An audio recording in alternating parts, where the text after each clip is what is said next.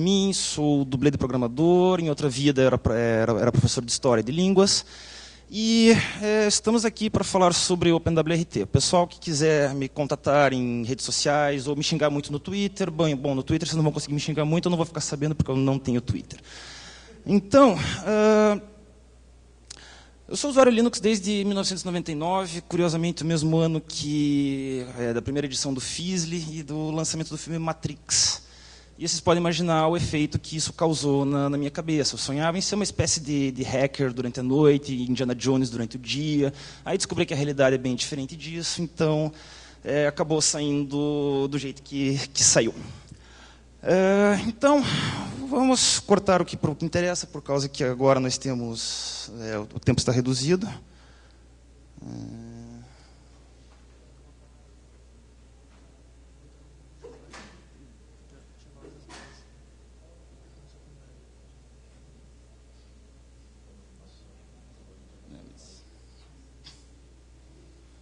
Na verdade. Passando para cá, tu controla a tela aqui, esquerda. Tá. Legal. Então, OpenWRT. Por que usar OpenWRT? Por causa que o OpenWRT ele é um software livre, ele é um software aberto, ele é modular, ele permite vocês fazerem mais configurações do que geralmente vem por padrão no firmware do fabricante. E esse firmware do fabricante, quando muito, ele é razoavelmente funcional. No pior dos casos, ele pode conter rootkits, ele pode conter malware, pode conter bastante coisas estranhas. Então, por causa disso, acaba sendo uma solução superior vocês fazer essa instalação. O problema é que essa instalação ela pode ser um pouco frustrante para quem é iniciante. Roteadores já são um assunto complicado por natureza. Quando estamos falando em mexer no sistema operacional do roteador, torna-se mais complicado, porque qualquer erro, as coisas podem terminar bastante mal. Vocês, essencialmente, terão um peso de papel na forma de um roteador. É o mesmo princípio de vocês rotarem um celular, é um princípio mais ou menos parecido de vocês instalarem um novo sistema operacional no dispositivo de vocês. Então, nessa brincadeira de internet das coisas, que afinal de contas é o tema do FISLI desse ano, internet das coisas, internet das pessoas, a gente acaba... o roteador ele é uma parte essencial disso, porque todos aqueles gadgets, todos aqueles appliances, todos aqueles dispositivos legais que estão dentro da sua casa, eles vão passar essencialmente, eles vão passar fatalmente pelo roteador. Para eles terem internet, eles vão precisar passar por ali. Então, daí a importância de se utilizar isso. Você consegue passar os slides?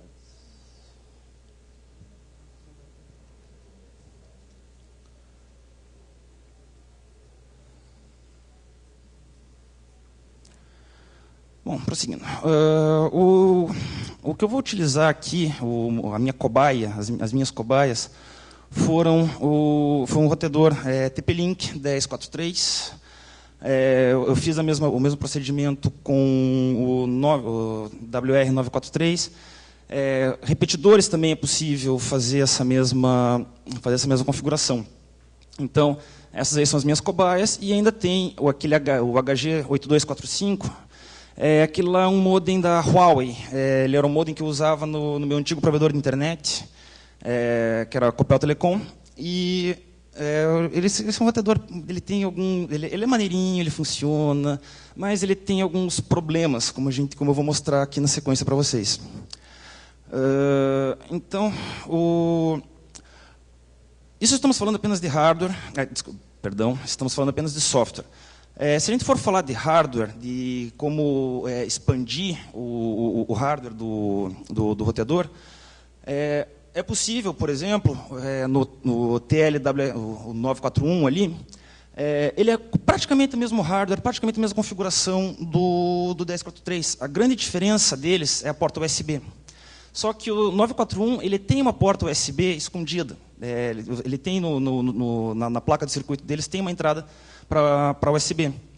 A questão é que aí você teria que abrir o case, que já é um negócio chato de fazer. O fabricante ele já faz de uma maneira que você não abra o dispositivo. Aí você vai ter que pegar um ferro de solda, vai conectar o plug USB, para daí você conseguir avançar. É um negócio que eu, por exemplo, eu não sou muito de meter a mão na massa. Minha namorada, que está aqui, foi ela que abriu o 1043, que eu consegui a proeza de brincar, e eu até hoje não sei direito como é que eu fiz aquilo. Eu adoraria descobrir, mas... Enfim. Então, posso para o próximo slide, por favor? Esse aqui é a carinha do 1043 aberto. Então, como eu brinquei o roteador, eu não consigo fazer o upload do firmware novamente, por causa que ele não responde, ele não faz nada, ele só fica a luzinha piscando de maneira estranha. Os LEDs do roteador eles vão te indicar se o procedimento deu certo ou se ele não deu certo. E em algum lugar desse circuito, dessa placa de circuitos aqui, tem uma entrada serial. Essa entrada serial vocês podem utilizar, é possível utilizar ferro de solda, conectores, etc. e tal. Vocês conseguem fazer uma conexão serial. Então você espeta um USB no teu computador, espeta a outra ponta serial na placa, e aí você consegue fazer o upload do firmware, e cruzando os dedos eu conseguirei trazer ele de volta à vida. O 1043 que eu estou utilizando ali, cortesia do meu amigo Alex, que também deu uma baita palestra sobre o OpenWRT ontem. Então, essa é a situação das coisas. Mas falaremos apenas de software hoje.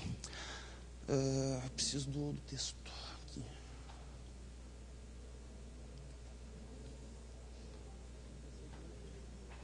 Espera aí.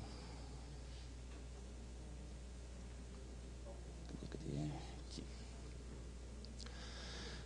Então, nessa revolução que é prometida pela internet das coisas, essa questão da internet das coisas ou das pessoas, eu confesso para vocês que internet das coisas é uma expressão que me faz torcer o nariz muitas vezes, por causa que é uma expressão que geralmente é proferida por quem não entende nem de internet nem de coisas.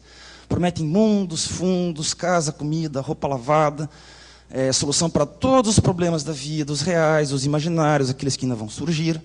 No fim das contas, acaba sendo uma questão consumista, porque a gente tem dispositivos que ainda são utilizáveis, por mais que eles sejam dispositivos de, sei lá, 5 anos atrás, como é o caso desse roteador, mas temos a obsolescência programada do hardware. O fabricante, obviamente, ele vai querer vender cada vez mais produtos, ele vai querer que cada vez mais nós consumamos produtos diferentes, nós tenhamos um computadorzinho para cada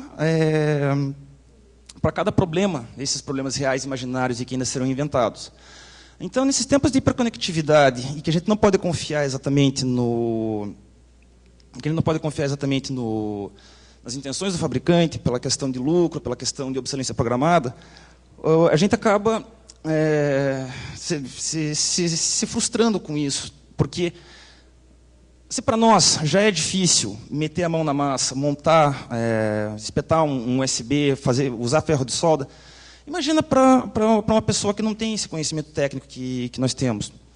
Por causa disso, eu acredito que é obrigação, não vamos colocar em termos de obrigação, mas é alguma coisa que deveríamos fazer para facilitar a vida de usuários comuns, compartilhar esse conhecimento que nós temos,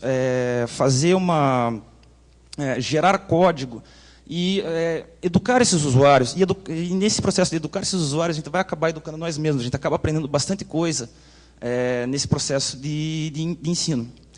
Então,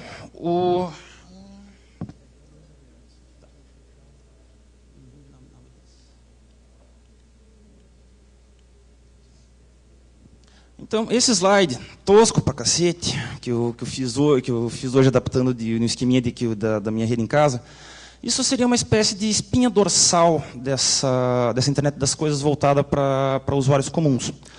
Porque a gente vai ter uma conexão de internet vinda de fora, que é o raiozinho ali à esquerda. Aí nós vamos ter um roteador fornecido pelo nosso provedor de internet.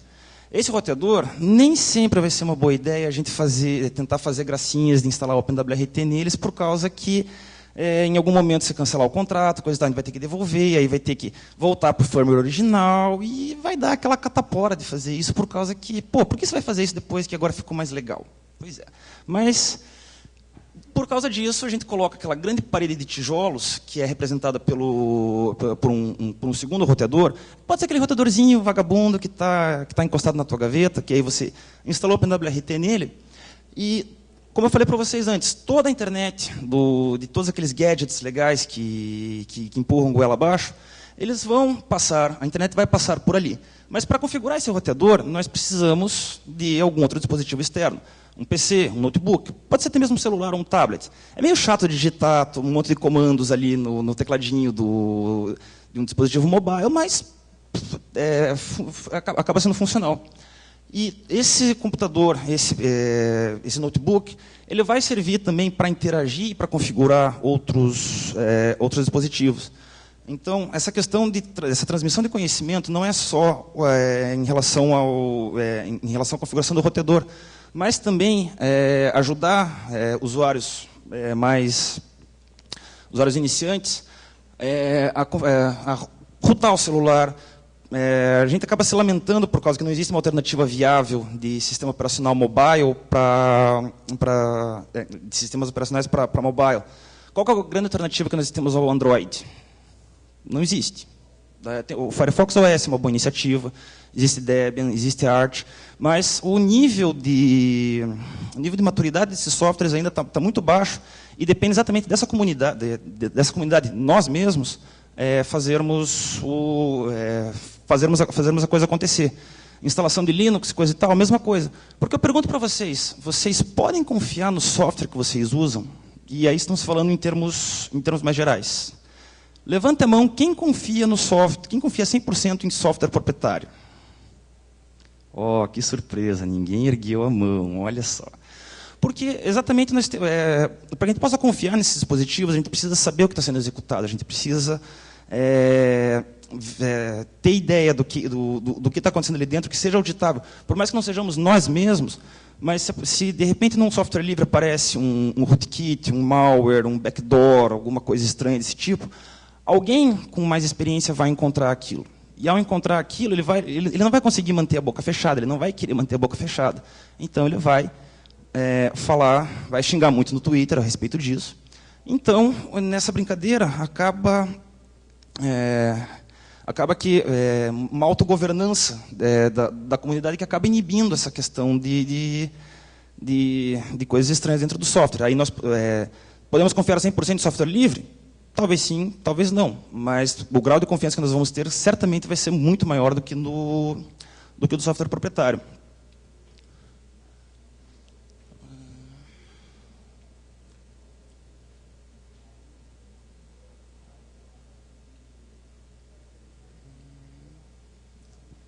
Então, passo para o próximo slide.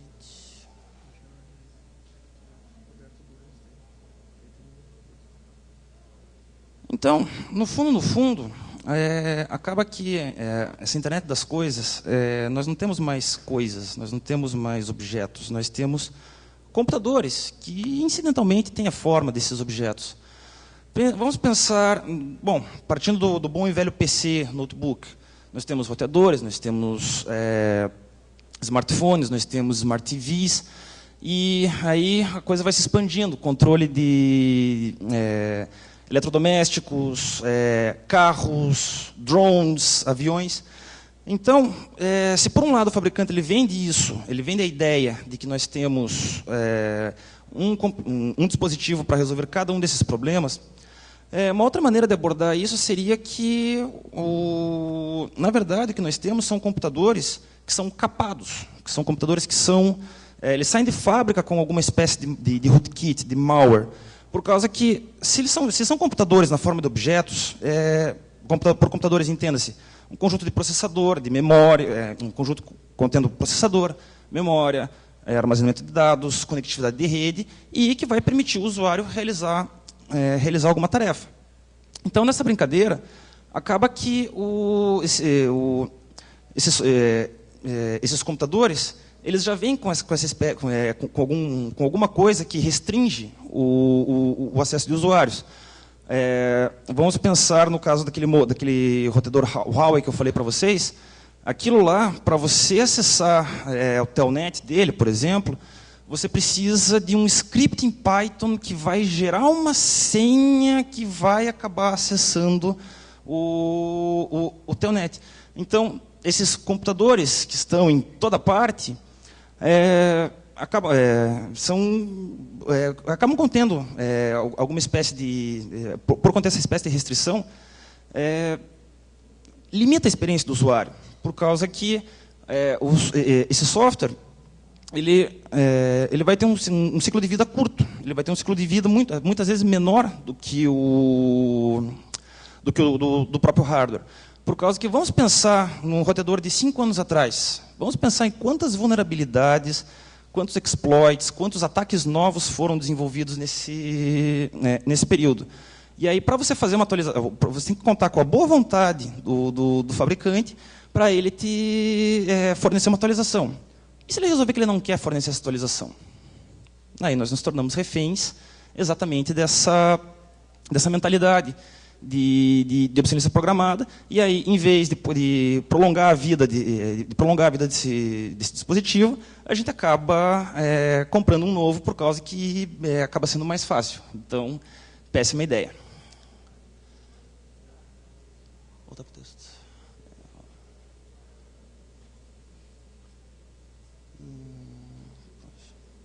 Tá, então, para o próximo slide. Então, eu falei tanto daquele modem Huawei, era exatamente para trazer esse slide para vocês. Observem ali a linha verde, o que está escrito ali. Ninguém é obrigado, que não seja nativo de língua inglesa, ninguém é obrigado a saber escrever corretamente.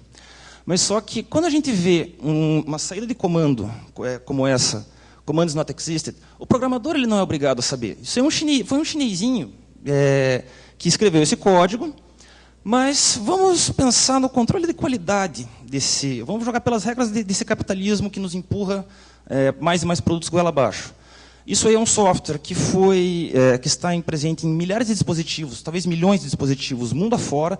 Esse dispositivo é muito popular na Rússia, por exemplo. E é um sistema, esse sistema, por mais que ele diga do para Linux, ele é um sistema extremamente fechado. Me permito dizer, é um sistema burro, manja burro, ele não faz sentido. E aí ainda tem essa gracinha. Não é esse o único erro de escrita que aparece nele. Mas aí o programador ele não era obrigado a saber, mas o chefe dele talvez fosse obrigado a saber. Talvez controles de qualidade dentro da própria empresa deveriam saber. Deveriam ter visto isso, alguém teria visto isso, e aí eles consertam essa versão, mandam uma nova versão, e aí, legal, todos ficamos felizes. Mas, como vocês bem podem ver, não é o caso. Então, dessa maneira, nós temos a instalação de um novo software aqui, mais uma razão para isso.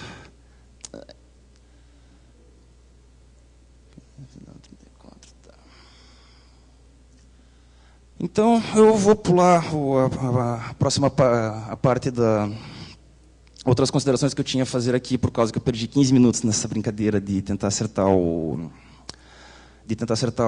configuração do computador. Então, vamos passar para a parte que interessa, que aí agora eu vou demonstrar para vocês como que a coisa funciona aqui.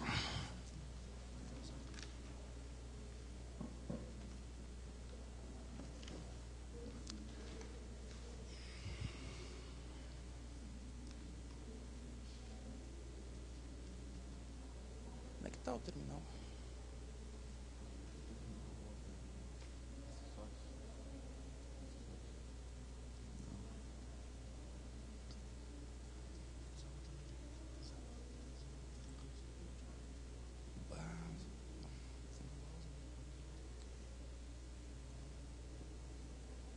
Precisa de Firefox.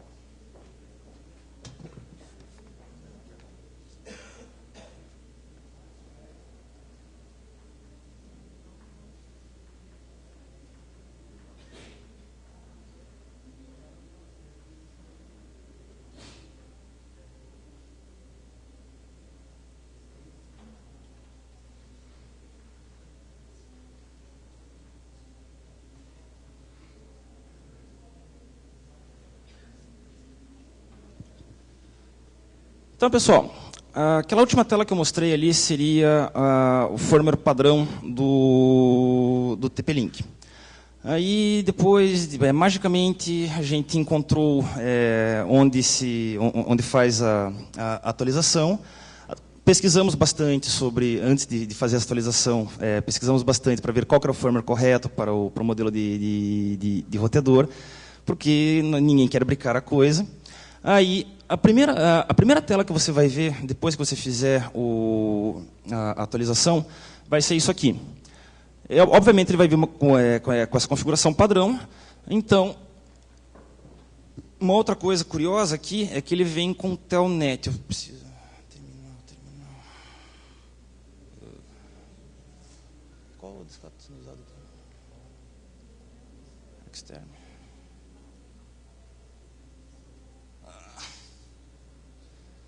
Não, eu queria terminal.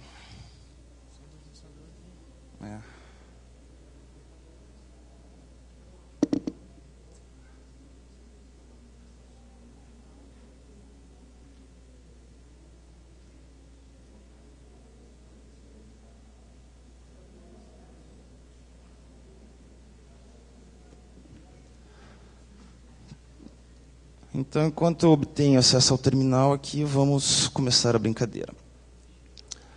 O login, ele vai vir com a senha zerada. Tá. Maravilha. Então, a primeira coisa que nós devemos fazer aqui é entrar em administração. E aí, nós setamos a senha de administrador. Essa senha de administrador ela tem que ser uma senha forte. Se vocês colocarem uma senha 1, 2, 3, 4, coisa parecida, ele não vai aceitar. Vamos ver se ele vai aceitar isso aqui que eu coloquei.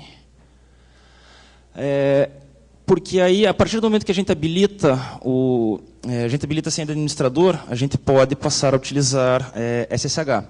Uma outra coisa importante é colocar o Dropbear, que é um mini SSH, por assim dizer, colocar ele na interface LAN. Nunca deixem SSH aberta na interface WAN, porque pessoas de fora podem vir e tentar acessar, e aí coisas estranhas vão acontecer. Porta, aí fica a critério de vocês. Eu tenho por hábito modificar a porta de acesso. Também nos é permitido utilizar, colocar chave chave para não precisar de senha. Enfim, dá para fazer um negócio mais maneirinho aqui. Por questão de tempo, obviamente, não vai rolar. Sempre se certifiquem que vocês salvaram as alterações que vocês fizeram pela interface web, porque senão vocês acham que modificou, aí acabou não modificando. Aí, beleza, setamos a senha, e aí, uma outra coisa importante também é acertarmos o NTP, acertar a time zone na qual nós estamos. América, São Paulo, cadê?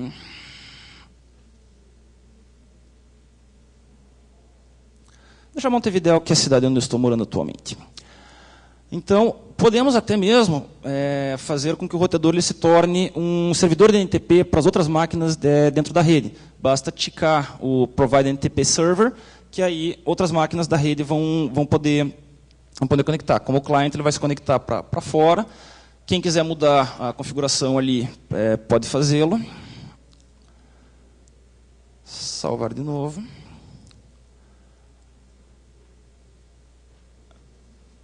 E uma outra coisa importante de se fazer nessa configuração inicial é desabilitar o Telnet, por causa que lembram que ele vinha sem senha. Então nós temos, ele vem por padrão com o Telnet habilitado. Esse Telnet, aí a gente para ele.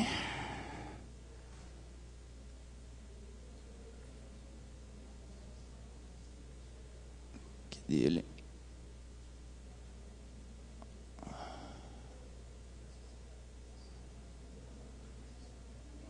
Telnet aqui. E aí, disable.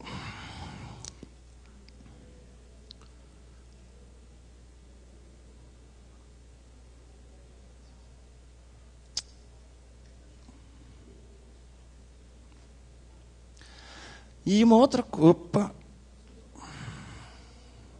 Não é isso que nós queremos. É isso que nós queremos. E uma outra coisa legal de se fazer aqui é que nós podemos agora, ele tendo SSH, a gente pode fazer uma configuração de modo que a gente esconde a porta, a gente esconde a porta 80. Se vocês passarem se vocês utilizarem um Nmap para fazer um port scan no roteador, vai acontecer que ele vai mostrar como portas abertas 53 para DNS, o que vocês devem manter aberto, e ele vai mostrar também a porta 80 aberto. Então, qualquer pessoa dentro da sua rede, sabendo qual que é o endereço IP do roteador, ela pode acessar essa interface web. Só um minutinho para eu abrir um terminal aqui.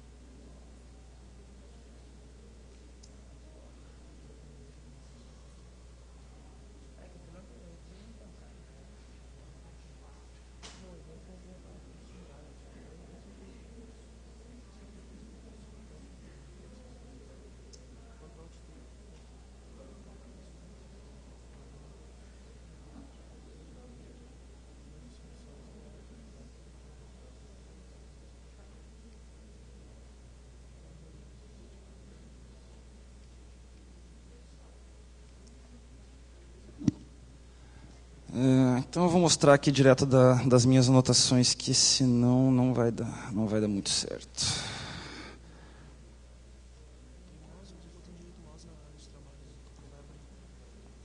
Terminal. Ah, maravilha.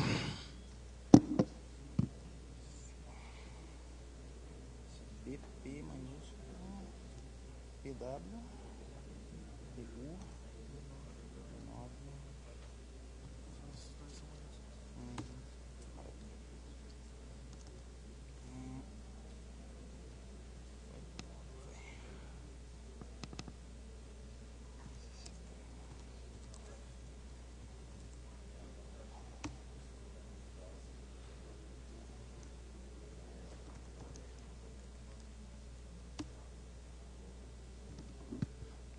Então agora vamos fazer a conexão SSH, ele dá o yes, beleza, e senha.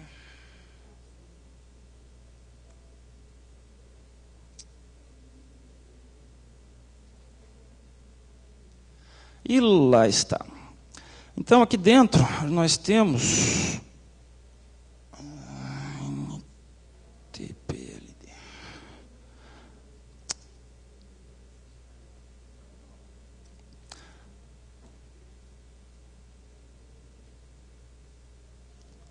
Então, como vocês estão vendo, ele está escutando o porta 80 do navegador. Então, ao mudar, se nós mudamos a configuração dele dentro da pasta config, desculpa, dentro da pasta etcconfig,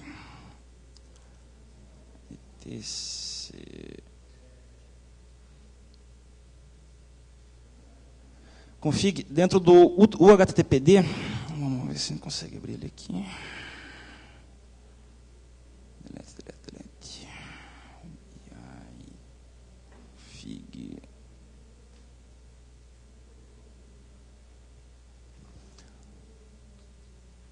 Aí, onde nós temos aqui listen HTTP, a gente comenta essa criançada toda.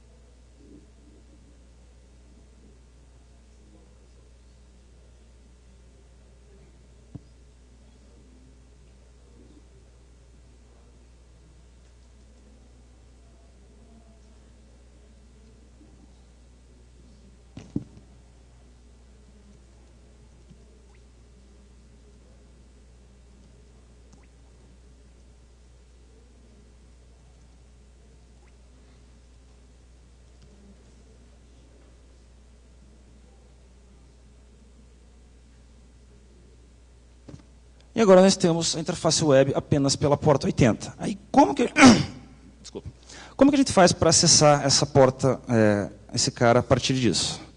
A gente, eu vou sair dele aqui.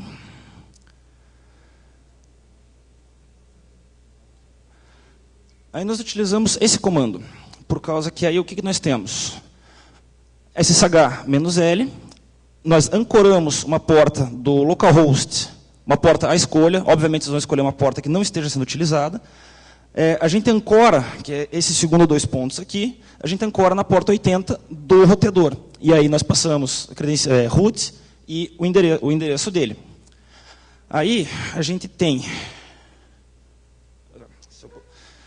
Não esqueçam de acrescentar a porta. Não esqueçam de acrescentar a porta. 2244. Legal.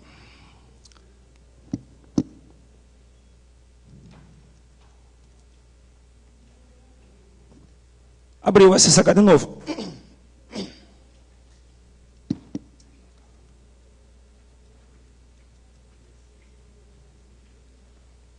Se nós tentarmos acessar pelo endereço anterior, 192.168.0.1, ele não vai abrir. Porém, na barra do navegador,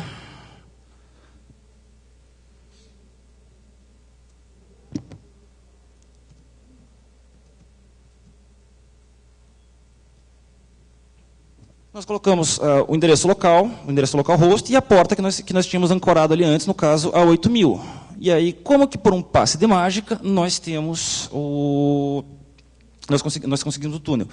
Então, agora, se alguém passar um Nmap no roteador, o que vai acontecer? Ele não vai encontrar a porta 80, mas nós continuamos podendo acessar a interface web. Só com isso aqui, só por esse simples fato, e pelo fato de a gente ter um SSH confiável, nós não temos Telnet, nós não temos aquelas bizarrices da Huawei, por exemplo, que era algo que você consegue acessar aquele mesmo terminal pela porta 21 e pela porta 22. Não me perguntem o porquê disso. Então, aqui, só nessa brincadeira dessa atualização, nós já temos uma vantagem palpável, por causa que, além de tudo, essa conexão que você estabeleceu com o teu roteador, ela é uma configuração criptografada, por causa que você estabeleceu um túnel SSH, e esse túnel SSH esconde o negócio todo. Agora, a diversão realmente começa quando, no caso desse roteador, que nós temos USB nele. Então, com esse USB, a gente consegue jogar... Terminal.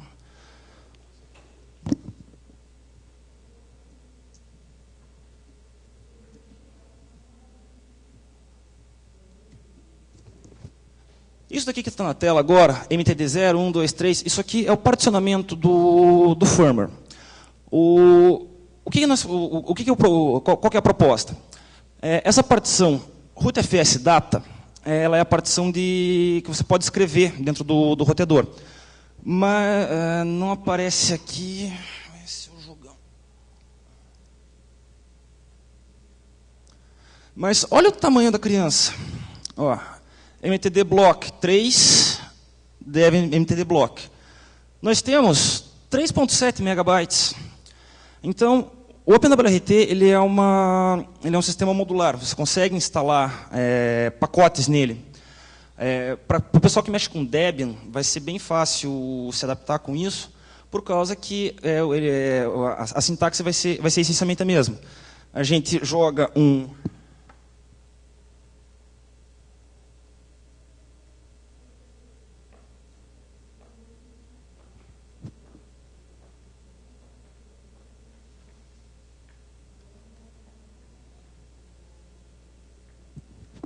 A gente dá um APKG update. Eu espero que o link funcione. Ah, funcionou, maravilha. Então, a gente dá esse APKG update e aí atualizamos a lista de pacotes que estão disponíveis. Aí, na sequência, a gente dá a gente instala essa pacoteira de coisa. Cadê?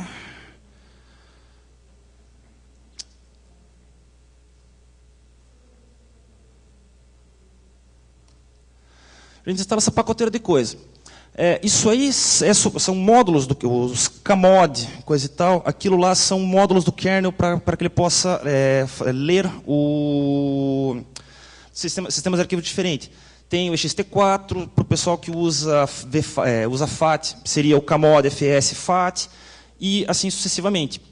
Então, aqui a gente tem aqui a gente instalou suporte para o roteador.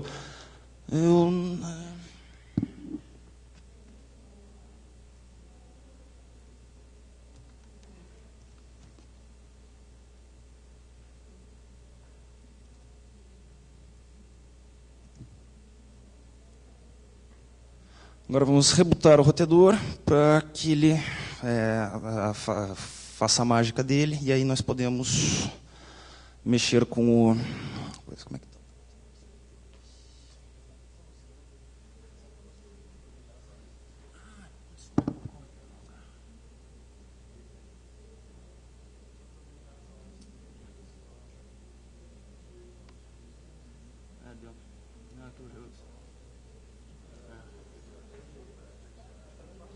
Ele cortou aqui na metade da linha.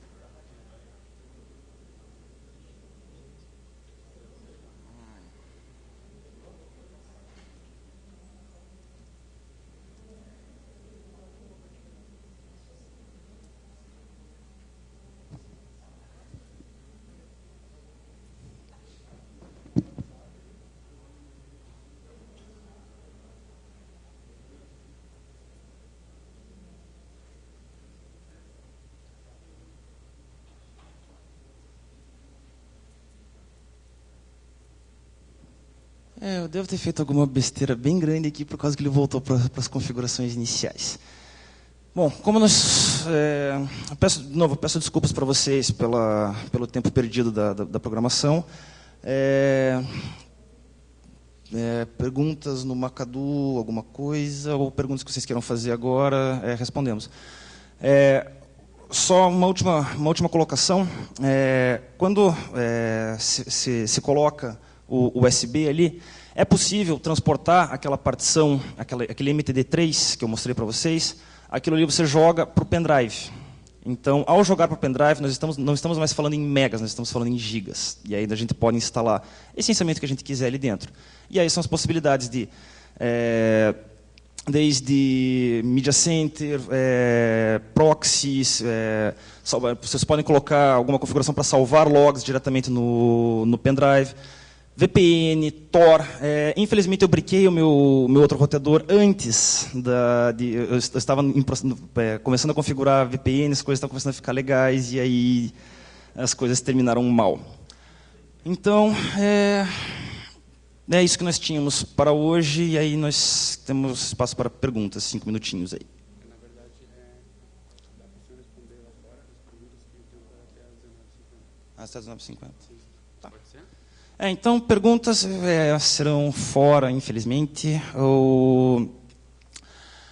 Eu estarei aí durante os outros dias do encontro, então, quem quiser trocar uma ideia sobre isso, por favor, o faça.